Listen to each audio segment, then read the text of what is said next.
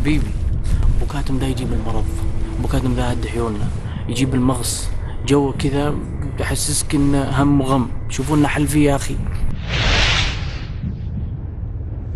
راجع الحاري تعال.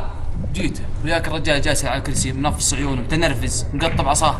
قال انت سويت وفعلت وبخصم عليك. قلت طيب ممكن نتفاهم لكن للاسف لا مشاعر ولا حاسس. كيف يا ربع ابو كاتب اللي مسوي شو ومسوي طهبله في الناس، ترى كان بيني وبينه متر. ذاك اليوم يقول يا عبد الكريم وانت ايش سويت؟ عيونه تخلع يا رجل. الرجال ذاك اصم بس يتكلم، بس انا قلت تراك ظلمتني والله فوق ابو كاتب.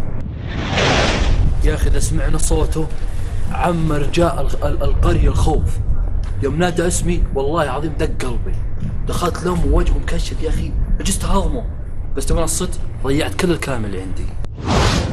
آدمي يرفع الضغط ويدبل السد، تيجي عندك كلام ويضيع، ما ادري يضيع علومك، يعرف الكلام اللي ببالك كله اصلا، وعيونه ما ترمش. تخيل آدمي عيونه ما ترمش، يا السبع وجه ان شاء الله. ابو كاتم تعال تعال.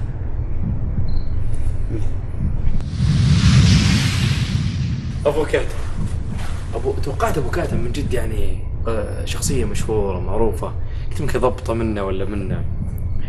المهم انه يمكن ضحكتوا علي على ضحكتي انا او انت خبتوني.